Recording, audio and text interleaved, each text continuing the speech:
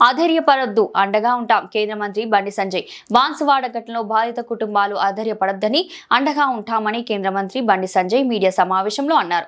ఈ మేరకు బాధిత కుటుంబాలతో కామారెడ్డిలో మాట్లాడారు.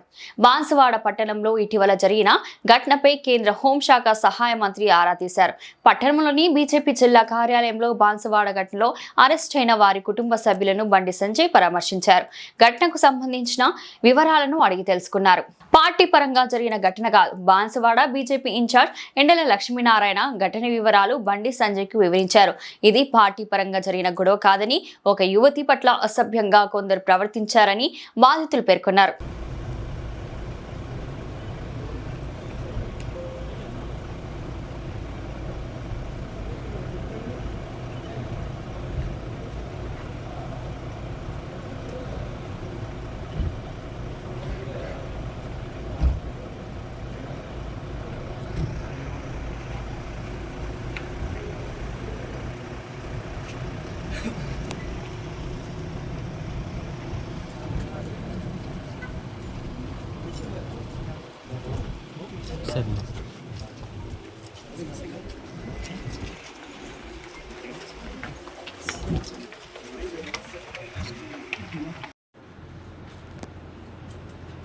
మీరు పేదల జోలికి వస్తే నేను మళ్ళీ చెప్తున్నా, మీరు పేదోళ్ళ ఇళ్ళ జోలికి వస్తే అదే జేసీబీలు పట్టుకొని మేము దళాలు ఏర్పడుకొని పెద్దోళ్ళ ఇళ్ళకి మేము పోతాం.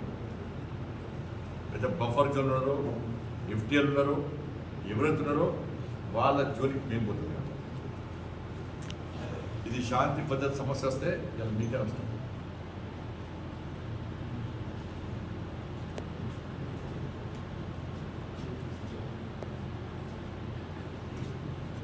ఇన్ని కూల్చివేతలు కానీ ఇప్పుడు రాష్ట్రంతో చర్చ జరుగుతూ కూడా ఇంత జరుగుతాయి.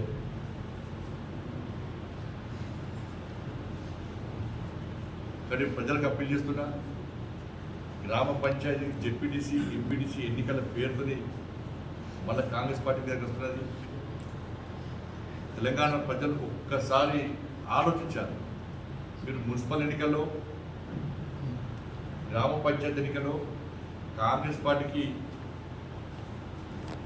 ఓట్లు వేసే వాళ్ళు ప్రోత్సహించే ప్రయత్నం చేశారు కాబట్టి వాళ్ళు బరిదెగించుకున్నారు.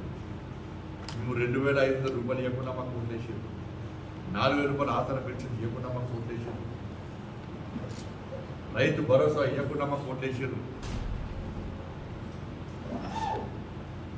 ఉద్యోగాలు ఇవ్వకుండా మాకు ఓట్లు వేసారు, డిఏలు ఇవ్వకుండా మాకు ఓట్లు వేసారు, 10,000 రూపాయలు పొందినటువంటి ఉద్యోగ బెనిఫిట్స్ ఇవ్వకుండా మాకు ఓట్లు వేసారు, ఫీజు రిమెంట్ ఇవ్వకుండా మాకు ఓట్లు వేసారు, రైతు కులకు 12 రూపాయలు ఇవ్వకుండా మాకు ఓట్లేసారు, విద్యార్థి భరోసా కార్డు ఇవ్వకుండా ఓట్లేసారు, నిరుద్యోగ ఇవ్వకుండా ఓట్లేసారు, ఉద్యోగాలు ఇవ్వకుండా ఓట్లేసారు, గ్రామ పంచాయతీలకు రూపాయి ఇవ్వకుండా ఓట్లేసారు, మున్సిపల్కు కార్పొరేషన్ ఒక్క రూపాయి ఇవ్వకుండా మాకు ఓట్లేసారు.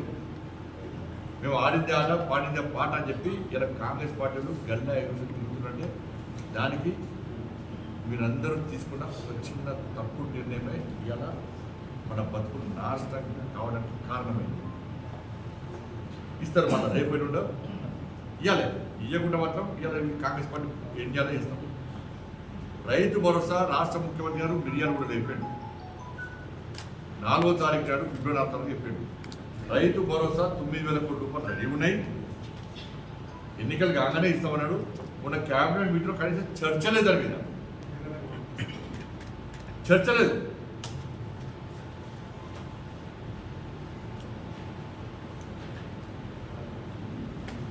ఇప్పుడు జెడ్పీటీసీ ఎంపీటీసీ ఎన్నికలకు వస్తే ప్రజలు ఒక్కటే ప్రశ్నించండి, మీరు 6 గ్యారెంటీల విషయంలో గల్లవట గురుకు కాంగ్రెస్ రైతు భరోసా గురించి అడగండి, మీ పిల్లల ఉద్యోగాల గురించి అడగండి, ఉద్యోగస్తులు మీ డిఏల గురించి అడగండి, నిన్న విద్యా కమిషన్ చూడండి దొంగ రిపోర్ట్ గురించి అడగండి, ఫాల్తు రిపోర్ట్ గురించి అడగండి. సరే వాళ్ళు వీళ్ళు చెప్పేది ఏం నమ్మకూడదు, మేము దాని వెంటనే ఉంటాం.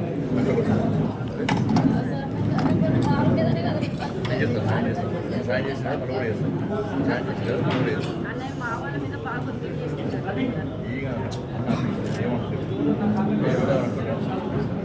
ఏమన్నారు అందుకనే వచ్చిన, అందుకనే గట్టిగా మాట్లాడాలి. వీళ్ళ విషయం చెప్తే భయపడుతుంది. నేను ఉంటా ఏం కాదు, మళ్ళీ ఇవాళ అర్జున్ నాన్న ఇవ్వాలి అందరూ ఇవ్వాలి రావుతారు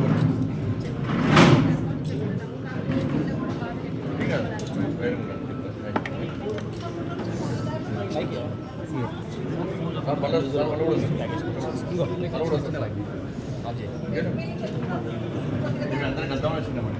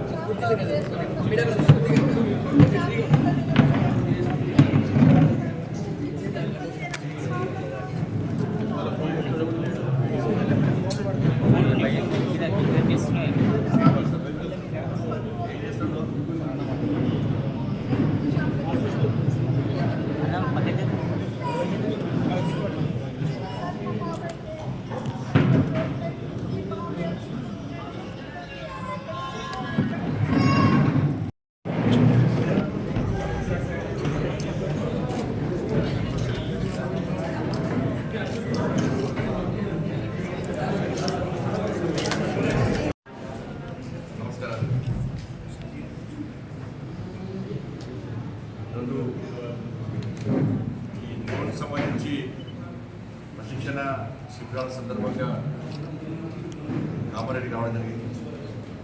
దాంతోపాటు బాన్సువాడలో జరిగినటువంటి సంఘటన నేపథ్యంలో అనేక మంది ఆ సంఘటనతో సంబంధం లేనటువంటి హిందువులను అక్రమంగా అరెస్ట్ చేసినటువంటి విషయంలో ఆ కుటుంబ సభ్యులను కలవడం, వాస్తవాలు తెలుసుకోవడం, కొంత ధైర్యం నింపడానికి ఈరోజు కామారెడ్డి రావడం జరిగింది. తెలంగాణ రాష్ట్రంలో శాంతి భద్రత సమస్య ఉత్పన్నమైంది.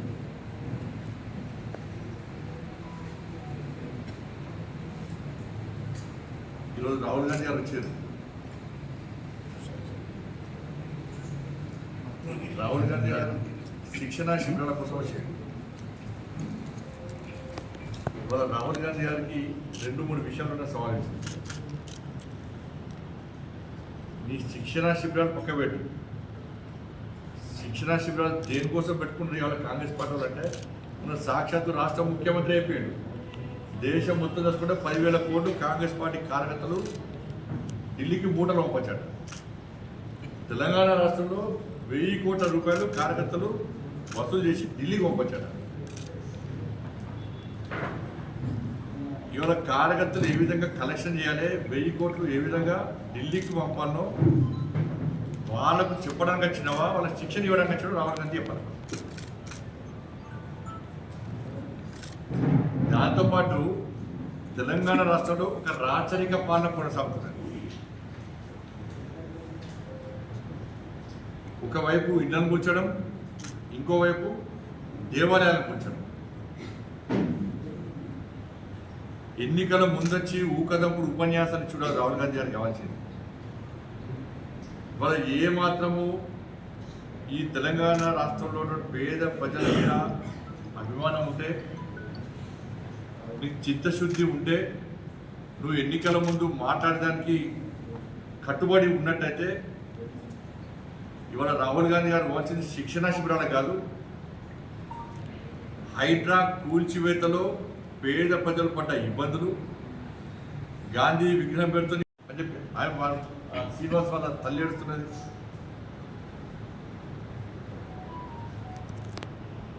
ఇది చూసినాక ముఖ్యమంత్రి రాష్ట్ర సాధపోతాడు. దీనికి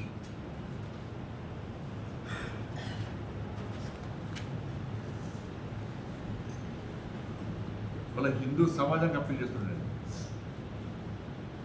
హిందూ సమాజం జాగృతం కావాల్సిన సమయం ఆసనమైంది. తెలంగాణ రాష్ట్రంలో హిందువులు రోడ్ల మీద ఎక్కి ఈ కాంగ్రెస్ పార్టీ, ఎంఐఎం పార్టీ మెడలు వచ్చేటువంటి పరిస్థితి ఇలా తెలంగాణ రాష్ట్రంలో పరమైంది. ఇన్ని రోజులు ఈ దాడుల గురించి భరిద్దాం. తెలంగాణ రాష్ట్రంలో హిందువులు పిచ్చ బతుకుదామా? ఆలోచించండి. అలా హిందూ సమాజం ఆలోచించాలి.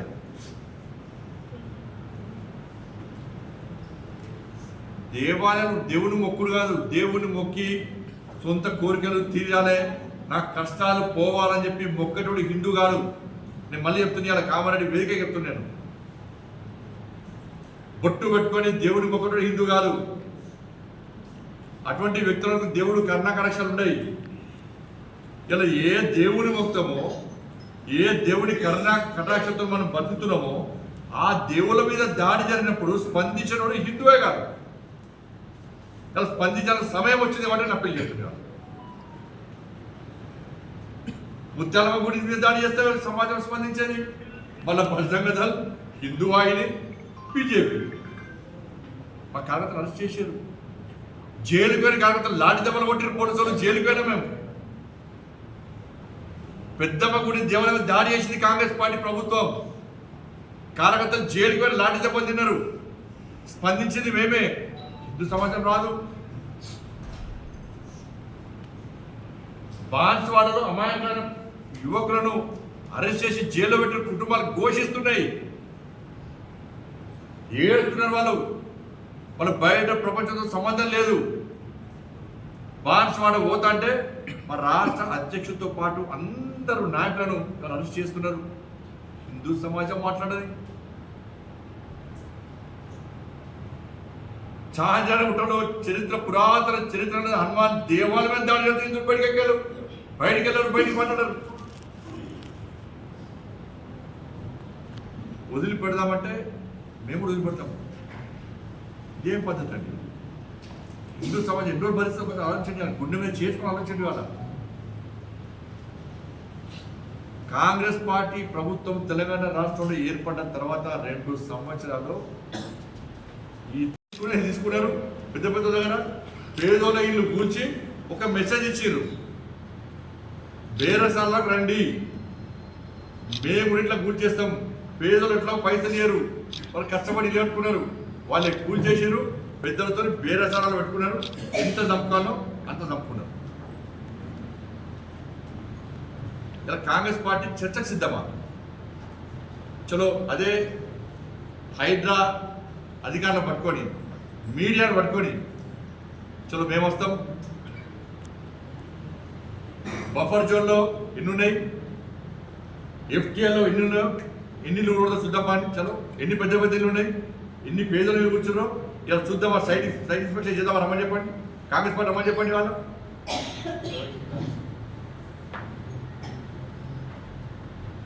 మూసీ నదిలో మూసీ పేరుతోని గాంధీ విగ్రహం పెడతామని చెప్పి పేదోళ్ళు ఇల్లు గుర్చేస్తే సోషల్ మీడియాలో ఎంత ఏడుస్తున్నారు వాళ్ళు.